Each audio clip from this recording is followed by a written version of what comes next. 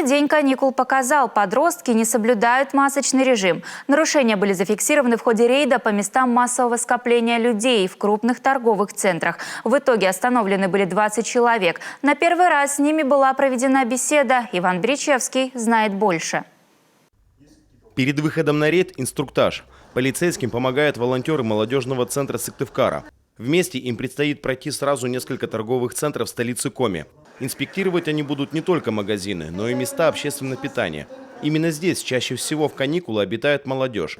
Причем чаще всего подростки мало задумываются о безопасности как самих себя, так и окружающих. Ни масок, ни перчаток у этой компании, к примеру, нет. Без масочки нарушаем, нарушаем порядок, конечно. Сейчас прекратим нарушение. Вы же будущие патриоты, вы должны обязательно маску носить. Какой вы девочки пример преподаете? Ай, мужчины. Молодцы. Извиняемся. Хорошего дня вам. И вам Отличного тоже отдыха. хорошего дня.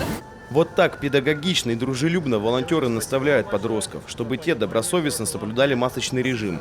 Юные патриоты улыбчиво исправляют свою оплошность, вежливо извиняются и спокойно идут дальше по своим делам. Впрочем, это скорее показательный пример. Далеко не все ребята подходят к просьбам взрослых так ответственно и честно. И когда на замечания и беседы подрастающее поколение не реагируют, на помощь волонтерам приходят люди в погонах. Молодой человек, вы знаете, что предусмотрена ответственность за нарушение?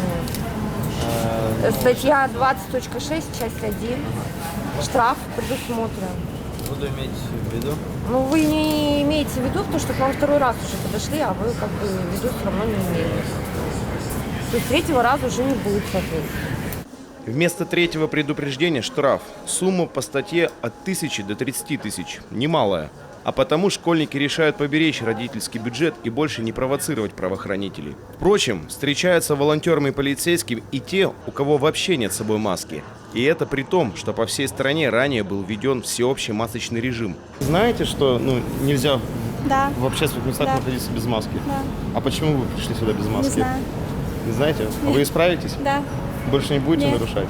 Таким посетителям приходится покинуть здание торгового центра.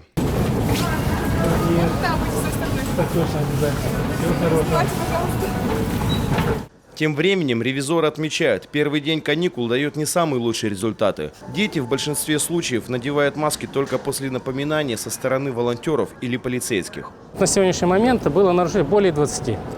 Более 20 ребятишкам, детишкам мы сделали замечания. А это много или мало? Ну, я считаю, что, скорее всего, за каких-то 30 минут это, наверное, много. В случае повторного нахождения подростка в торговом центре без маски правоохранительными органами будет составлен соответствующий протокол.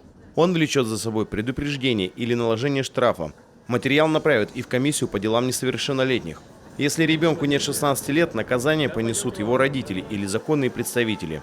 Рейды тем временем будут продолжены, причем не только днем, но и вечером. Иван Беричевский, Олег Жуковский, телеканал Юрган.